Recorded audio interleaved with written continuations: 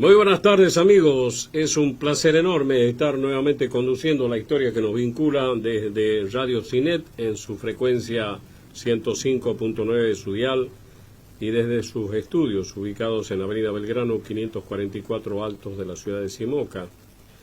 Estaremos acompañándolos, como es costumbre, ya a partir de este momento hasta las 20 horas, si Dios y la Virgen así lo permiten. Hablaremos de nuestra historia y contaremos con la participación de destacados columnistas. Para comunicarse con nuestro programa lo pueden hacer por mensaje de texto o por WhatsApp al celular 381-4585-995. Repito, 381-4585-995 y por internet al www.cinetradio.com. Como siempre, mi agradecimiento al propietario de esta radio, al señor Sergio Esquendef, y a los amigos que siempre me alientan a continuar con esta iniciativa, que es difundir la historia argentina por 8º año consecutivo. No es fácil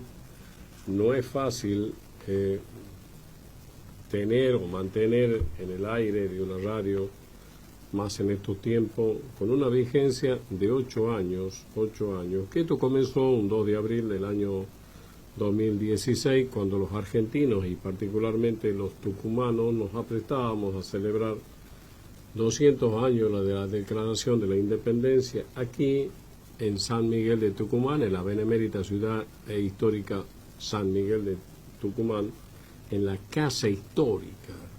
Hoy en día se le dice de otra manera, en el Museo Histórico Nacional Casa Histórica de Tucumán. Bueno, un poco suena mejor porque los porteños siempre nos acostumbraron, o se acostumbraron a decir la casita de Tucumán. No, es la Casa Histórica. Aquí se congregaron los diputados venidos desde las distintas latitudes y de las provincias existentes, enviando diputados para que deliberen la posibilidad cierta, un 24 de marzo de 1816, sobre la independencia o no de las Repúblicas Unidas de Sudamérica. Así dice el acta de la Declaración de la Independencia. No habla de del Virreinato del Río de la Plata, sino de las Provincias Unidas de Sudamérica. Ayer se llevaron a cabo elecciones democráticamente bien convocadas, celebradas en Uruguay.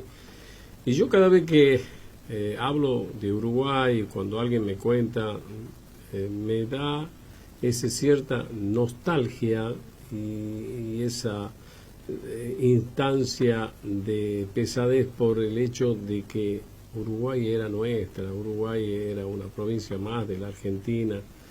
Uruguay, dado a la manera en que los porteños querían ser y distribuir riquezas para sí mismos, la perdimos por ese enorme caudillo que tuvieron y que es realmente un prócer como José Gervasio Artigas, que habló el primero que habló sobre federalismo,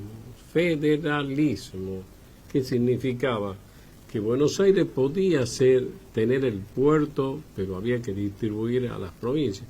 Uno cuando habla de las provincias, hay provincias que son ricas, más ricas que otras. Eso es lo que ocurre en todo el mundo. Hay provincias que son muy ricas y que de pronto quieren independizarse del resto, porque las demás son pobres, y porque ellos consideran, porque hay que cederle riqueza a las pobres provincias, cuando en realidad nosotros podemos ser un país más. Eso lo ocurrió en España, que quisieron separarse del resto de los otros estados, de las otras provincias que conforman la Gran España. Y aquí en Bolivia les cuento, cuando nosotros miramos cuáles han sido los diputados que vinieron, está las provincias del Alto Perú. Y el Alto Perú hoy es Bolivia, que la perdimos por necedad, digamos, de los porteños. porteños querían ser ellos mismos. Recién cuando se integra la provincia de Buenos Aires al Estado argentino. Fíjense, después de Cepeda, cuando las tropas comandadas por Urquiza, el gran ejército, lo termina derrocando a Rosas, y se convoca en el 52, y después de preparativos y de haber pasado por tantas luchas intestinas, guerras civiles, llegamos a convocar, porque Urquiza ha sido apoyado por argentinos, hoy en día, argentinos que estaban en Montevideo, que estaban en Paraguay, que estaban en Chile, exilados por el régimen rosista, por el régimen de la Confederación. Entonces se gana en Cepeda un 3 de febrero del año 1852 y se convoca posteriormente a una constitución que establece las reglas de tal manera que cómo debía configurarse la Argentina tal cual la concebimos nosotros. Eso ocurrió en el año 1853 y se consagra obviamente como primer presidente Justo José de Urquiza, el triunfador de la batalla de Cepeda. Rosas se escapa, se va, pasa por Uruguay, recorre en los barcos, llega a Brasil y se va a Europa y se instala en Southampton y ahí muere. Ahí forma en unas 80 hectáreas que había arrendado, forma una estancia muy parecida a la de la Pampa Húmeda. Rosas era Juan Manuel de Rosas, en realidad era Juan Manuel Anchorena de Rosas, pero se pelea del padre y anula el apellido Anchorena y deja Juan Manuel de Rosas. Y se instalan en Inglaterra, en Southampton. Ahí era la pregunta que yo le hacía a Fabián Páez, historiador, amigo, escritor, que en alguna audición quisiera que me cuente por qué no recuperó Juan Manuel de Rosas las Islas Malvinas, que se instalaron los ingleses en 1833 y no lo pudimos desalojar nunca más, cuando Rosas tenía todo el poder militar, civil de la Confederación en aquel entonces. Es increíble. Rosas, el 20, por ejemplo, el 20 de noviembre de este año conmemoramos un aniversario más del día de alguna manera de nuestra nacionalidad en defensa de nuestro patrimonio, ocurrida en aquel 20 de octubre de 1845, cuando tropas, navíos ingleses y franceses navegaban libremente o pretendían navegar libremente el Paraná, y en la angostura de ese río lo detuvimos. Ganaron los ingleses y franceses ahí en esa angostura que se llama la Vuelta de Obligado, que se llamaba antes de esta batalla naval, y que le ocasionamos tantos daños que los ingleses y franceses en tiempo de Rosas, el 20 de noviembre del año 1845, se dieron cuenta que no les iba a ser fácil navegar los ríos argentinos, en este caso el Paraná. Fíjense, los ingleses y franceses habían celebrado un acuerdo en Europa de que nadie podía navegar por ninguno de los ríos de cualquier país europeo sin la autorización del mismo. Entonces ellos vinieron a Sudamérica y creían que podían hacer lo que quieran. Sin embargo, Rosas mandó a los navíos y a los entre ellos al nieto el almirante Brown, entre otros, a Mansilla, a defender las costas del Paraná para que les impida el libre de estos barcos. Por eso se conmemora el Día de la Soberanía Nacional el 20 de noviembre, por ese hecho de 1845.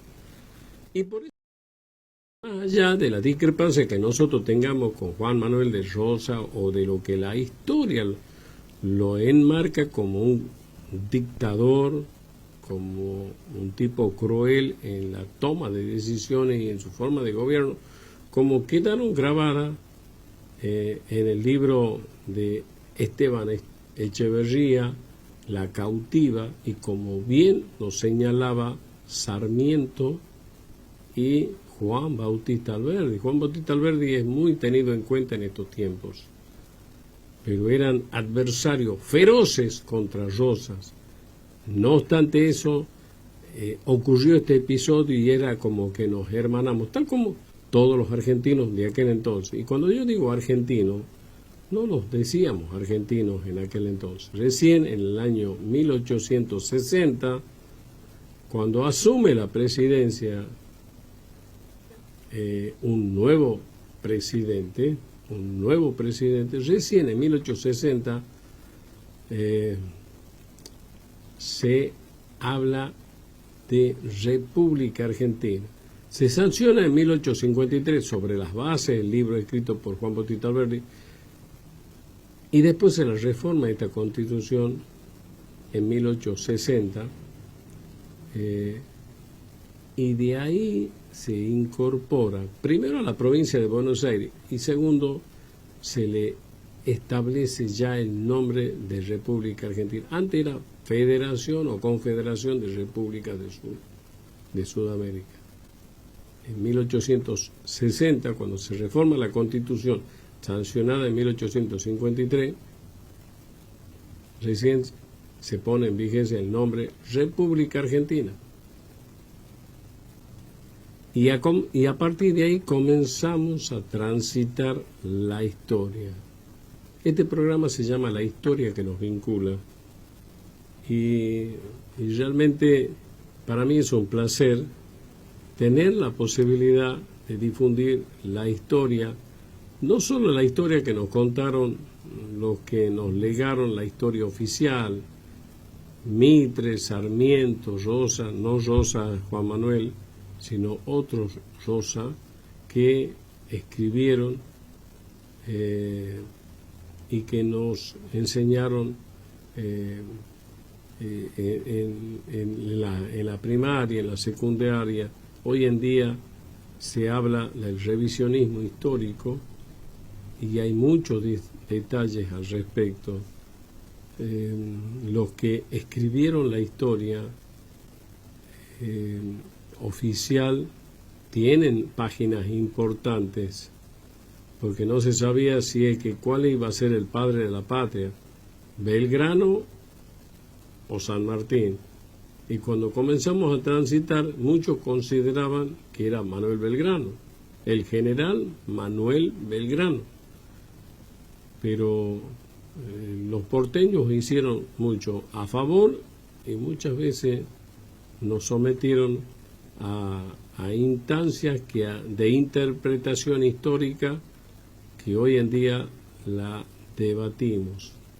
De pronto San Martín es el eje y el centro de lo que hace a nuestra historia nacional, convertido en el padre de la patria. Yo, más allá de que sea San Martín o Belgrano, yo como belgraniano diría Belgrano, porque la única batalla que se plantó y se planteó así, enfrentando a los realistas dentro del territorio nacional con fuerza y como legado de enfrentamiento y posicionamiento para decirle a los realistas: ustedes vengan, nosotros le vamos a hacer frente. Ese grito de libertad del 25 de mayo de 1810 indicaba que si bien había una plebe que le obedecía al rey Fernando VII mientras él sea rey, pero cuando cayó en poder de los franceses, comandado por Napoleón Bonaparte, entonces dijeron los porteños de aquí: nosotros le debemos obediencia debida al rey, pero no a quien lo tiene sometido y encarcelado. Entonces, como que decir, mientras dure esta interrupción del mandato de Fernando VII, nosotros vamos a ser independientes. Y ahí se comienza a debatir con las ideas de Castelli, con las ideas de Belgrano, con las ideas, ¿por qué no?, también de Monteagudo y San Martín, que viene ya a esta zona en 1812 con el grado de coronel, que viene de España, que deja de servir al imperio español. Fíjense ustedes, yo me imagino escucharlo a San Martín con la tonada gallega, con la tonada española. San Martín se fue, habiendo nacido en Corrientes, o en Yapeyú, a los 6 años. Y se fue porque los padres pertenecían a un sector de gobierno del imperio español. Entonces, por esas cuestiones gubernamentales se trasladan a España y lo envían a José de San Martín a que estudie en los mejores colegios, y entre ellos al Colegio Militar Español, y es por eso que San Martín le sirve a la corona española y defiende su bandera, defiende al imperio en contra del imperio francés. Pero también habían germinado las ideas revolucionarias aquí en América, y de pronto había con esa inspiración mágica de decir: che, yo estoy aquí en España, pero nací en América del Sur. Quiero defender a esa colonia, pero porque los colonos quieren ser independientes y yo aquí no me siento bien. Entonces renuncia a su cargo, renuncia a toda la nobleza que podría haber conseguido o continuar en España, y se viene junto con Carlos María de Alvear, entre otros, a fundar la logia Lautaro, y se viene aquí a esta zona conocida como hoy por hoy Argentina, Río de la Plata, a decir: yo estoy con ustedes. ¿Se imagina? San Martín tenía 32 años, o sea que él pasó 26 años en España y no tenía tonada correntina, tenía tonada española. Y les cuento para despojar un mito.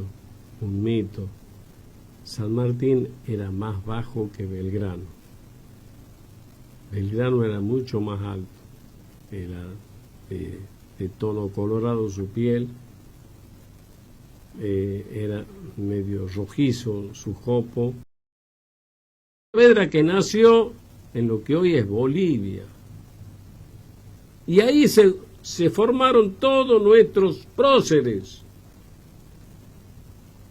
en las universidades establecidas primero en Bolivia, hasta que fue en Córdoba, después en Buenos Aires, Sucre.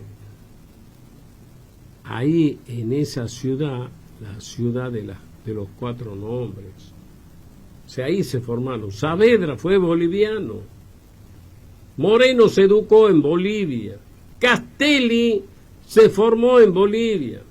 Castelli era primo de Belgrano, y pensaron: había que tener coraje para enfrentarse a uno de los imperios más poderosos del mundo. ¿Cuáles eran los imperios que gobernaban el mundo en ese entonces? Era España, Inglaterra, que tenían como Portugal, colonia en esta zona de América, y más al norte los ingleses y los franceses, Canadá, Estados Unidos, y más abajo España, Portugal, y más abajo todavía España.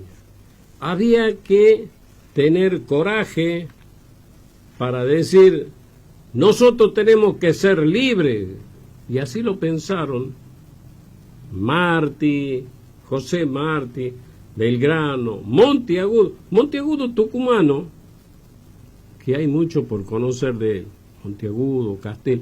Fíjense, entre los oradores de la República y de los movimientos independentistas estaba Castelli, el orador de la independencia. Fíjense ustedes, Castelli, por esas cosas le cortaron la lengua porque decían que tenía cáncer en la lengua. Castelli era el orador repúblico y orador de la excelencia que interpretaba y establecía claramente los motivos y los fundamentos por qué debíamos ser libres. Y Monteagudo lo terminan matando en Quito, en Lima. Hay muchas interpretaciones, pero una de ellas es que había que matar a este ideólogo de la Revolución Americana. Y es por eso que aquí el 9 de julio de 1816 se declara la independencia de las Provincias Unidas de Sudamérica. No es las provincias del Río de la Plata. Y todo esto está concatenado, por eso decimos la historia que nos vincula, porque la Argentina de hoy llegaba hasta Buenos Aires. Y esta lacra que nos han venido gobernando los últimos 16 años de la historia argentina, lo mostraban a Julio Argentino Roca como un déspota. Y sin embargo, gracias a Julio Argentino Roca tenemos toda la Patagonia hasta el Cabo de Hornos. Hasta el Cabo de Hornos. Amigos, la historia es rica, la historia que la tenemos que leer, la historia que se sigue escribiendo, no solo por aquel tiempo en que se fundó el Virreinato del Río de la Plata. A partir de ahí se siguió escribiendo con muchos personajes, muchos desconocidos por la historia oficial, muchos no dados a conocer cuál es el sentido. Felizmente, ya hoy no solo hay escritores de la historia oficial, como Romero, como les decía, como Sarmiento, como Mitre, como Vicente López, que es otro de los grandes historiadores, sino que también está el revisionismo histórico, que se mete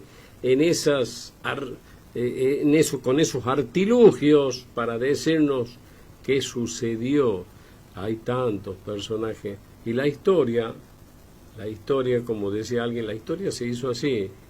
Si la queremos arrancar desde el sosegamiento, valga el término, dado a las guerras civiles con Rosas, entre unitarios, federales, hasta llegar a Cepeda, Urquiza, Mitre, Sarmiento, Nicolás Avellaneda, Roca, Juárez Selma, el gringo Pellegrini. Y de eso se está hablando hoy en día, de la generación del 80, de los hombres que tenían una mirada más allá del hecho en sí mismo, de la inmediatez. Eran hombres que miraban y concentraban todo su accionar para los tiempos que vienen. Y a Sarmiento, ¿qué quiere que les diga? Sarmiento era considerado un loco, pero armó un país. mucho hizo Mitre, mucho hizo Sarmiento, mucho hizo Pellegrini, Roca fundamentalmente, en perfilar ese país agropecuario, ganadero, que llegó a ser en los primeros tiempos del siglo XX ese granero del mundo, convertido en uno de los países más prósperos del mundo, donde Argentina era acreedor de Estados Unidos y donde, como siempre digo, para que lo recuerden, un inmigrante que quería salir de esos países europeos parados en el puerto de su país, le daba lo mismo subir a un barco que los lleve a Estados Unidos o a la Argentina. Era ese cambio económico, social y cultural que le permitía a la Argentina. Ojalá, yo no me corto la vena por el actual presidente de la República Argentina, pero hasta aquí sabemos y nos estamos dando cuenta a dónde estamos, cómo vamos, y tenemos el sueño de pensar que vamos a un país mejor.